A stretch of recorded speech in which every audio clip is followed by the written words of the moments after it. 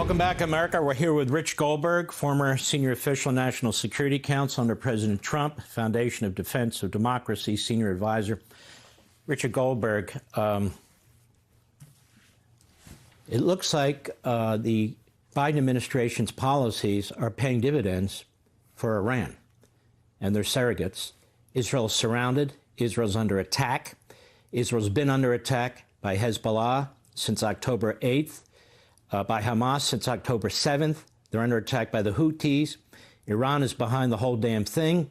This administration has had numerous special pleaders, people really who would make Al-Jar Hiss look like a great American patriot in terms of back-channeling to the foreign minister of Iran. Iran's going to get a nuclear weapon. Tell me, what has this administration done to deter Iran at all from threatening us, threatening our former president with an assassination plot, threatening the Israeli people? What has this administration done to deter any of this? Nothing. Actually, they've invited it all. They've shredded anything we had like deterrence coming into the last couple of years, and they continue to erode our deterrence as they pursued a nuclear deal with Iran. They wanted to get back to that old nuclear deal. They opened up spigots of cash. Right now, with everything going on in the news, right now, there is $10 billion being made available to Iran that the president could say, stop. We're not going to let you have that money anymore. Right now, with everything going on, Iran's oil is allowed to flow to China. Almost 2 million barrels per day going to China. The president could say to the Chinese, stop it. We're going to enforce our sanctions. What is he doing with Israel? He's withholding weapons when he should be saying very publicly to Iran, we're going to make sure Israel has every last bit of munitions it needs to carry out any mission it needs to defend itself and to take out its terror threats. He hasn't done any of that. So what does the regime in Iran see right now? They see weakness. They see an invitation to escalate. Because what does the president say? He wants to de-escalate. He doesn't say, I'm going to back Israel if they need to counterattack against Iran or against Hezbollah or against Hamas or against the Houthis in Yemen. He says, Israel, knock it off. Get a ceasefire. We're going to withhold your weapons until you do. And we're going to keep the sanctions relief for Iran. That's madness, Mark. It's complete madness. And it is why we are in a situation of the Middle East on fire. And Rich Goldberg, Kamala Harris is worse, isn't she? She boycotts Netanyahu's speech. That sent a word to Hezbollah, Hamas, the Houthis in Iran, and the other Jew-hater anti-Semites in our country and all over the world. I looked. She's never denounced Tlaib for her comments. She's never denounced Omar. In fact, she took the position that Omar shouldn't have been sanctioned by the House of Representatives. She's as tight as a tick with this group CARE, which is a Hamas front group. She surrounds herself with these radicals, including her national security advisor. I believe his name is Phil Gordon. What do you make of her? Well, her policy is going to be, at this point, as far as we know, the same or worse than the president currently. She owns all of his policies as far as appeasing Iran. She hasn't said she wants to go back to maximum pressure. She still wants to get back to a nuclear deal. Her national security advisor, who you just mentioned, Phil Gordon, is one of the architects and leading proponents of going back to a nuclear deal. He's also one of the ardent opponents of providing Israel the weapons it needs to actually get jobs done in the Middle East and deter threats.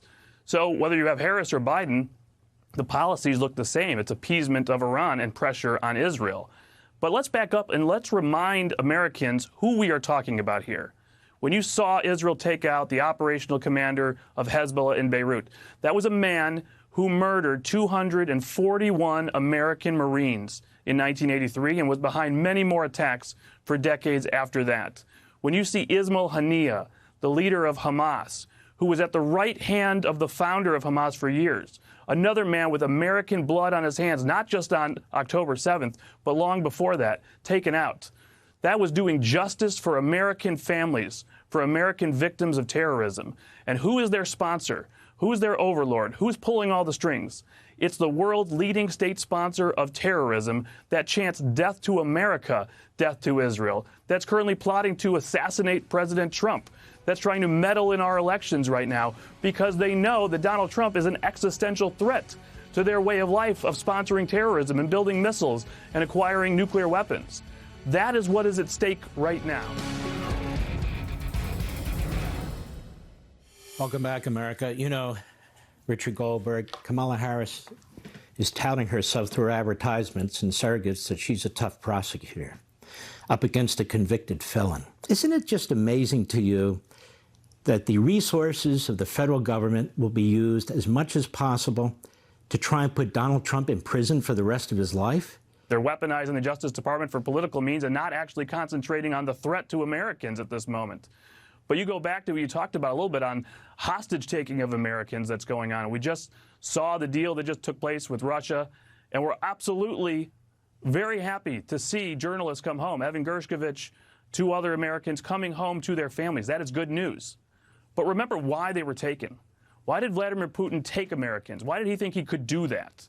Why does Iran think it can take Americans? Why does China now have an espionage law that threatens to take Americans at any moment? Because they think nothing will happen to them, because guess what? Nothing happens to them of consequence. We have to go back and look for ways to appease them, giving them mass murderers back, giving them assassins back. And then they're going to repeat this type of incidents and take more hostages. Our policy on this has to stop. We need to have a backbone, and we need to show these leaders who think they can take Americans that we will not tolerate that, and there will be severe consequences if they try it again. And Kamala Harris, who seeks to be commander-in-chief, she needs to be grilled on all of this. And she's hiding out. She doesn't want to be grilled on any of it. And we need to know exactly what she would do and exactly where she would stand, rather than her trying to smear Donald Trump and tell us that he's a threat to democracy. Quite the contrary. These people are undermining democracy, not just here, but overseas. Richard Goldberg, I want to thank you, my friend. God bless you. You too, Mark.